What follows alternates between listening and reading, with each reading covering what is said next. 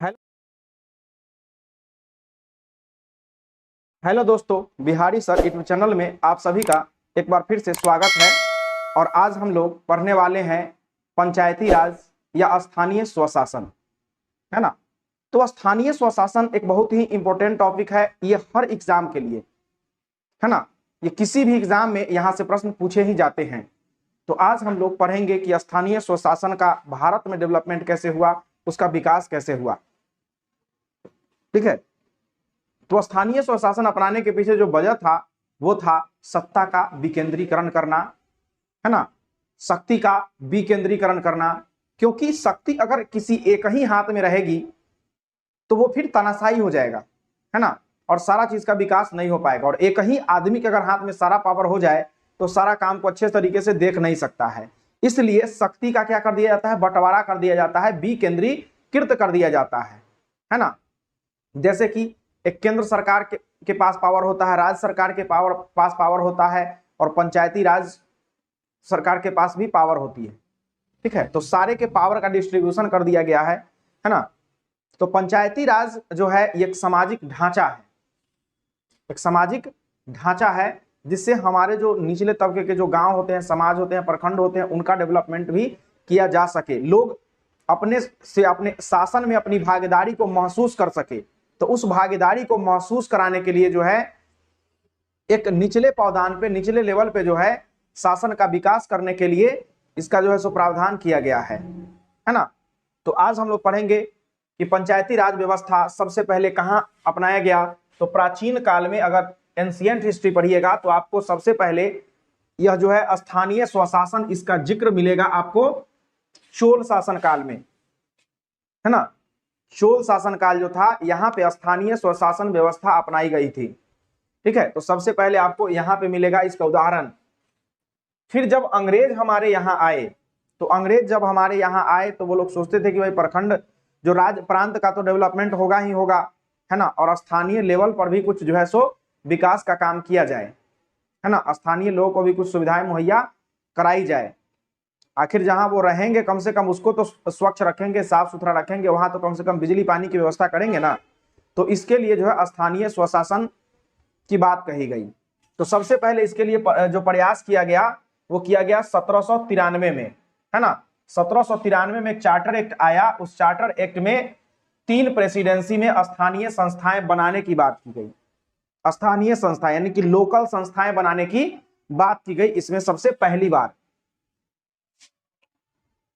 फिर 1842 में बंगाल अधिनियम आया। उस बंगाल अधिनियम में प्रेसिडेंसी से बाहर भी विकास करने के बारे में सोचा गया कि जो प्रेसिडेंसी है वो तो ठीक है, और प्रेसिडेंसी एरिया से भी कुछ जो है रूरल एरिया है उसमें भी विकास करना जरूरी है ना। फिर 1864 में भारत सरकार के एक प्रस्ताव द्वारा स्थानीय स्वशासन को मान्यता दे दिया गया, इसको पुख्ता कर दिया गया।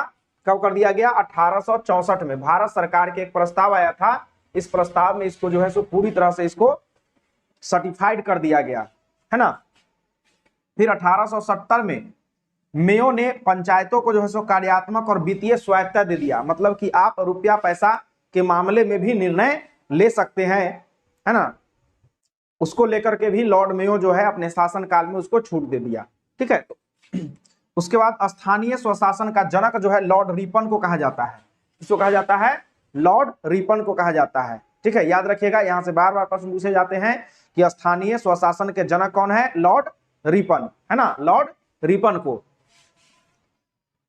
इसने 1882 ईस्वी में जो है उपखंड और जिला बोर्ड, उपखंड और जिला बोर्ड के जो है सो स्थापना की बात की। और इसी जो 1882 में जो नियम आया इसको स्थानीय स्वशासन का मैग्ना कार्टा कहा जाता है। क्या कहा जाता है?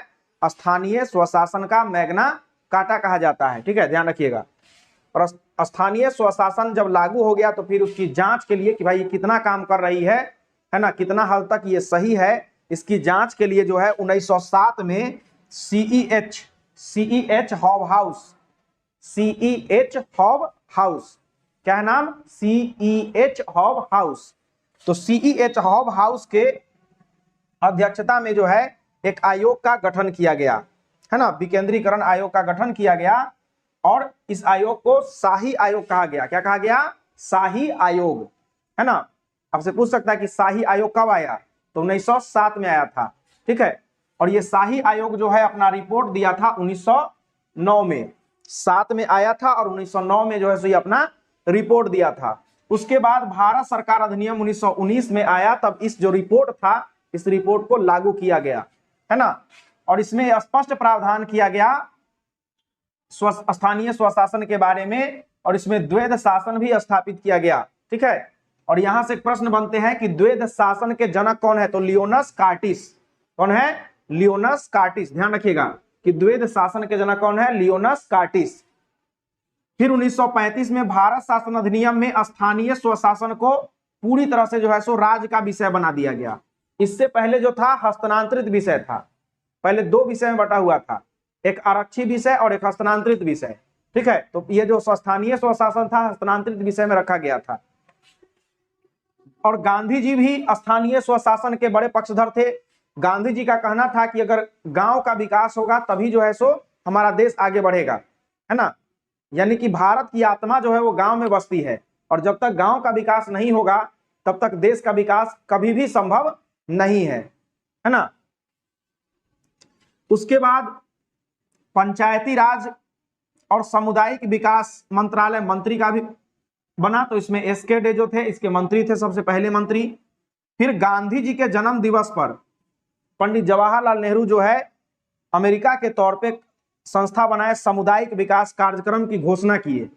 किंतु यह सामुदायिक विकास कार्यक्रम जो है 19 फेल हो गया, किसी काम का नहीं रहा। क्यों फेल हो गया, इसके पीछे वजह यह था कि उनको जो है अधिकार नहीं मिला हुआ था, वित्तीय स्वायत्ता नहीं थी, है ना। इन तमाम कमियों के वजह से ये जो है सो फेल हो गया। फिर बाद में बहुत तरह की कमेटियां बनी पंचायती राज स्थापित करने के लिए, है ना।